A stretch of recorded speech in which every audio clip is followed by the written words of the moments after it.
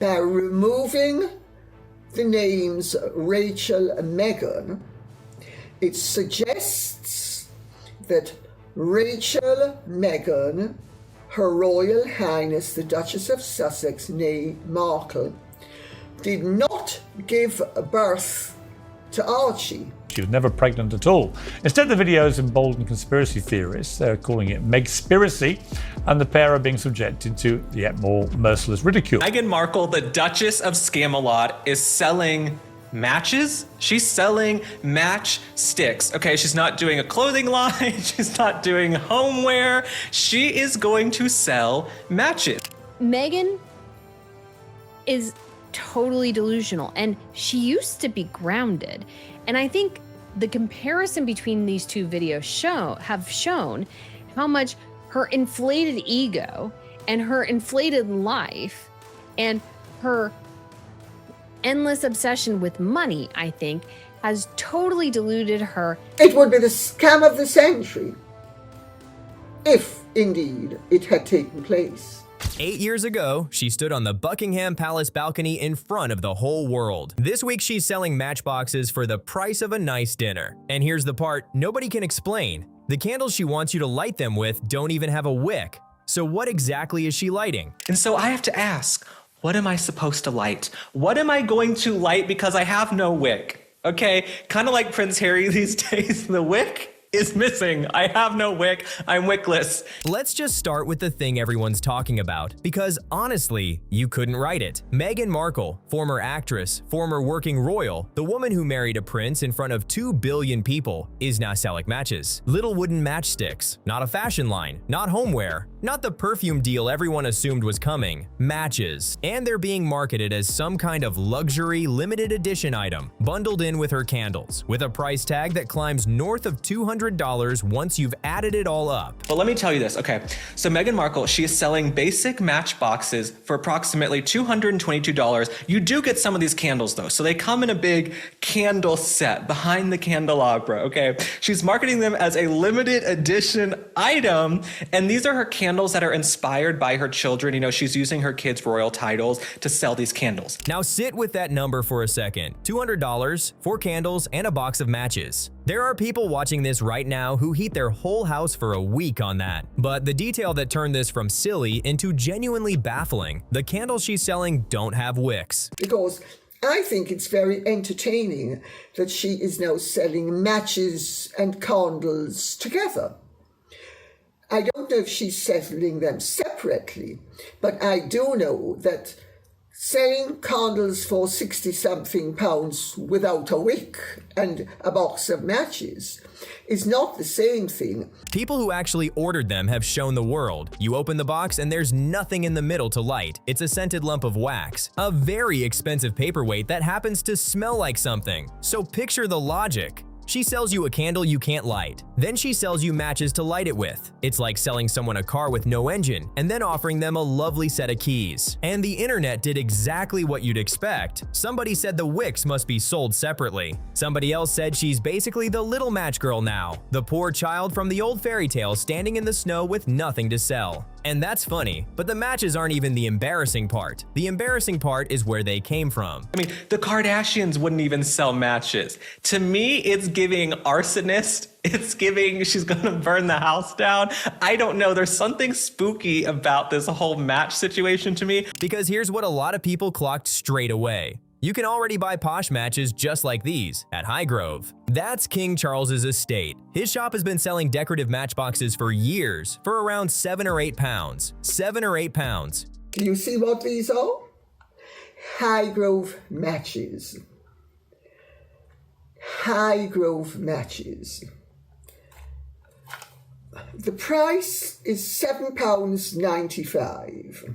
A little gift you bring when you're going round to someone's house for dinner and they've already got everything. So the woman who walked away from the royal family, who told the world she wanted nothing to do with that life, is now selling a near copy of a product from the future king's own gift shop at several times the price and calling it her own. And once you see that, you start seeing it everywhere. The jam. Highgrove sells jam. The scones, the little pantry treats, the gift box aesthetic, it's all been done by the very institution she said she needed to escape. One royal commentator put it perfectly. Everything this brand sells looks copied from somebody else, somewhere else. There isn't an original thought in the whole catalog. As ever was somebody else's idea. And when it's somebody else's idea and not necessarily your idea, you're not as invested, you're not as engaged because it was never really your idea in the first place. Even the fancy curling handwriting she splashes across everything and calls calligraphy. People who actually do calligraphy say it's just nicely done cursive.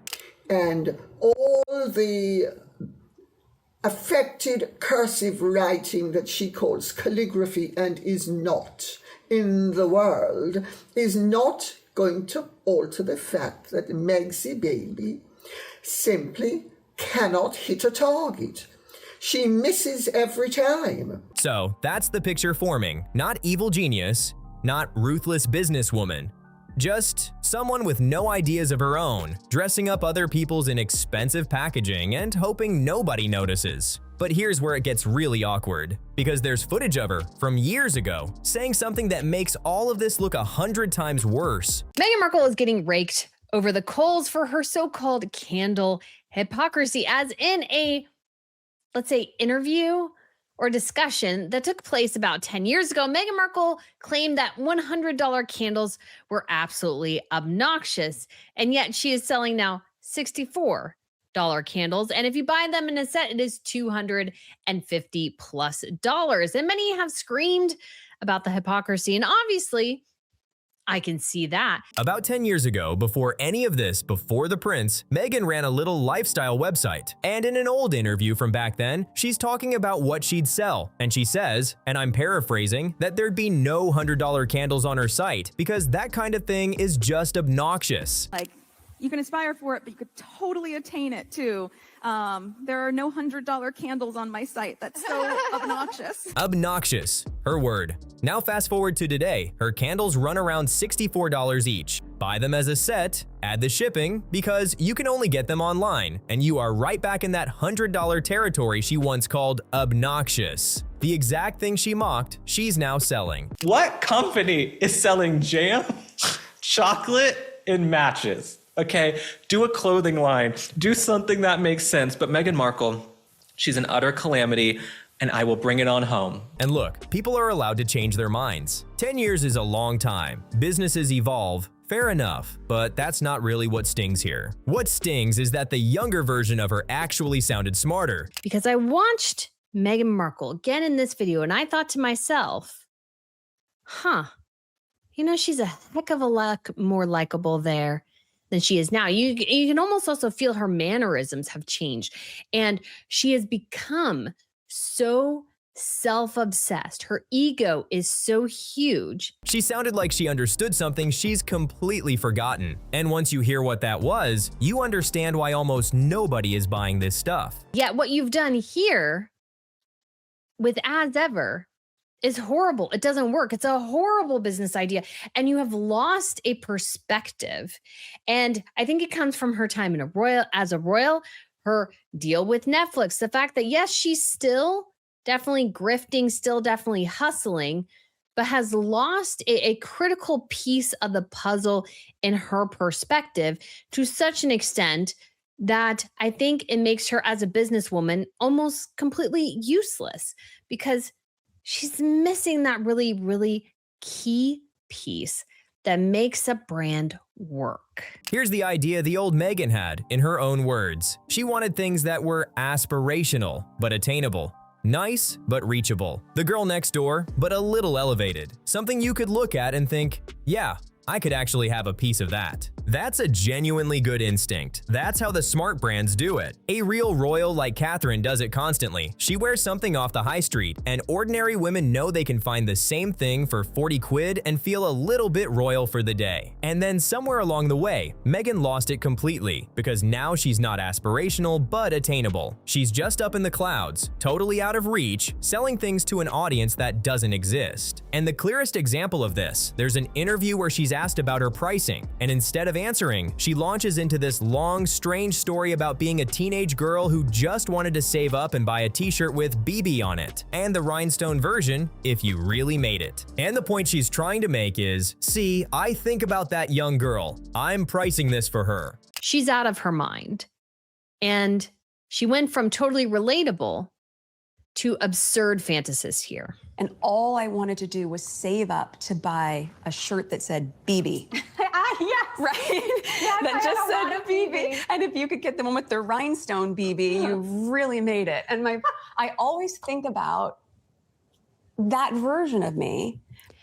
So that version of Meghan never really, in some ways, existed, I think. Except, what teenage girl is spending $9 on a jar of jam, or $12, which is apparently what it costs now? And it's not even jam technically, it's spread, which is a cheaper product. No 15-year-old on earth is begging her mom for artisanal fruit spread. I've never seen someone try harder to make jam and marmalade look sexy and have sex appeal. Okay, but she has the sex appeal of a lint roller, of a bar of soap. Okay, there's not a lot of sex appeal here, but she's trying so hard to model the jams and the jellies and the marmalade. And oh, she's selling bookmarks and now she's selling matches. It's like, what company is selling jam, chocolate, and matches? The comments were full of mothers saying exactly that. I've got teenage daughters, they ask for Nutella, they ask for clothes, they have never once in their lives asked me for a jar of jam. So she's invented a customer who doesn't exist. She's talking about reaching the everyday woman while wearing a $16,000 designer dress in the advert. She's selling flower sprinkles, little edible petals to scatter on your food, to people who are watching every dollar at the supermarket. One person summed up the whole thing in a single line. She priced herself out of her own audience. Again,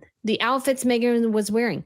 Chanel, Christian Dior. She had Celine. She had, again, the Oscar de la Renta dress that I think was priced out there $16,000 or something like that. She had her Cartier. Like, those things are too aspirational. You need to keep it grounded.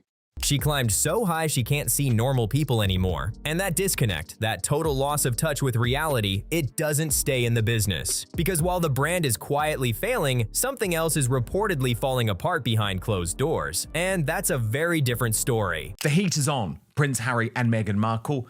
Charity, disaster. Reputational, disaster.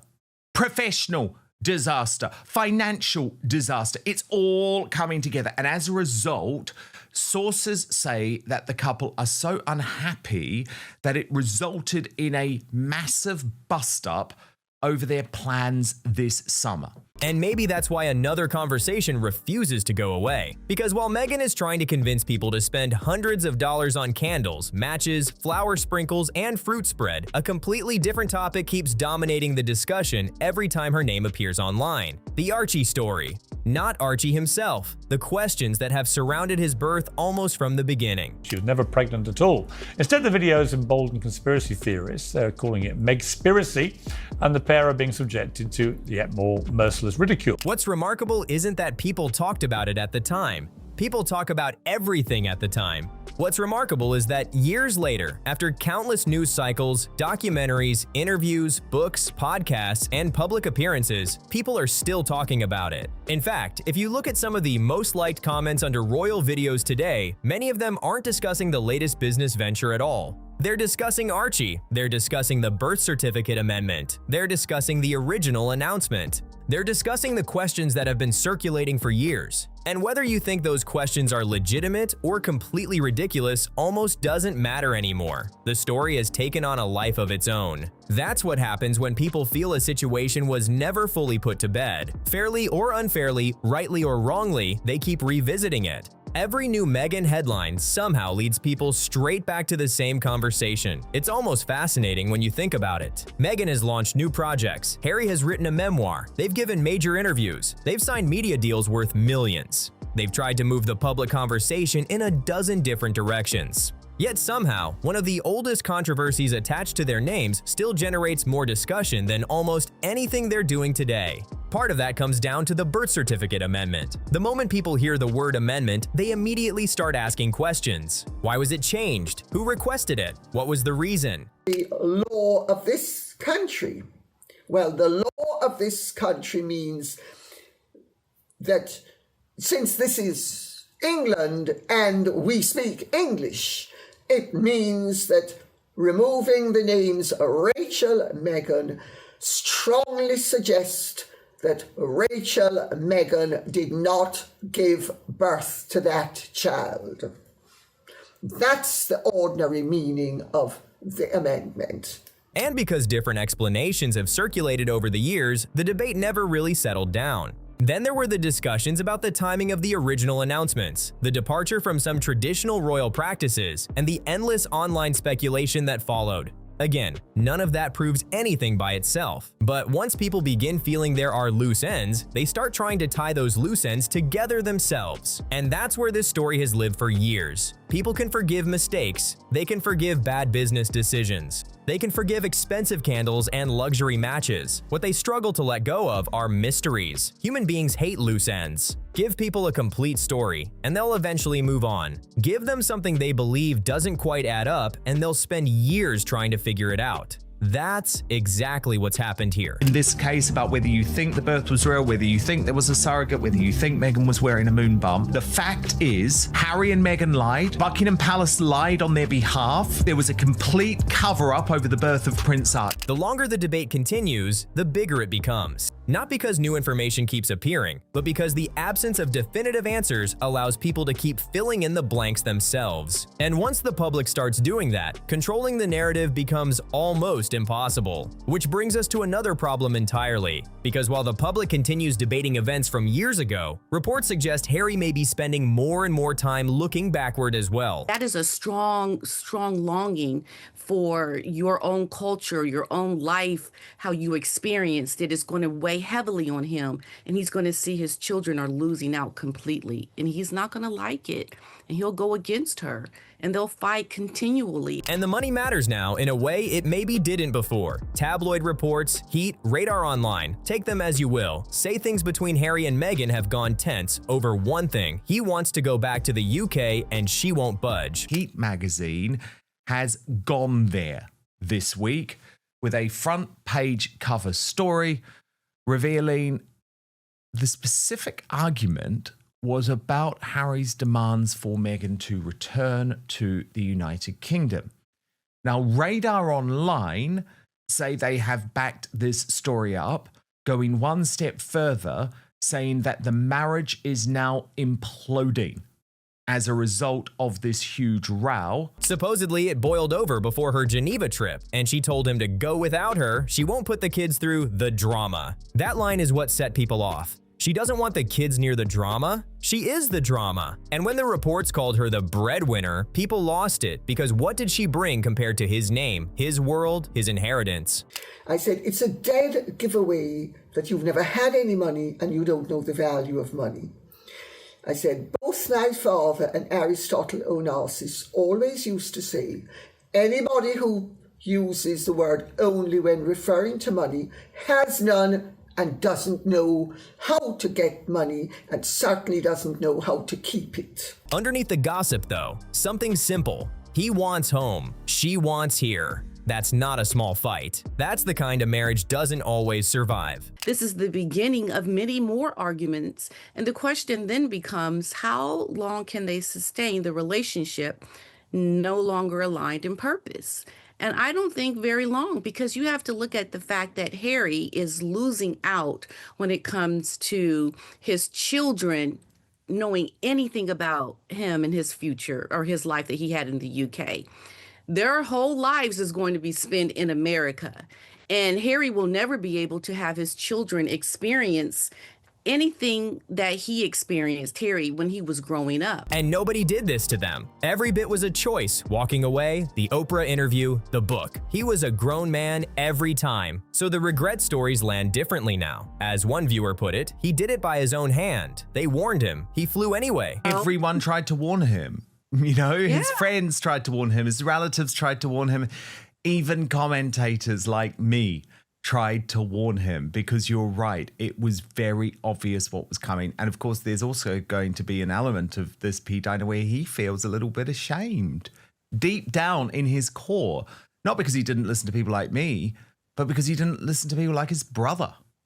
like his Yes. grandmother, like his father, who were right. They were right, and he knows it. And the home he wants back? Reportedly gutted, every trace of them gone. Balcony to matchbox. Fairy tale to fire sale. Frogmore Cottage, where they used to live, basically the royals have gotten rid of any remnants and traces of Harry and Meghan. So let me read you what is going on. So the royal family is investing approximately $3 million to completely renovate Frogmore Cottage and remove every trace of Harry and Meghan. This is according to Page 6. And what could Page 6 ever get wrong? I want to know what you think. Was every bit of this brought on by their own hands? Or is there a version where you still feel for them? Tell me below, and if you want the full story on what's really happening with that summer trip, I've put the videos right here on your screen. Go ahead and tap in. I'll see you in the next one.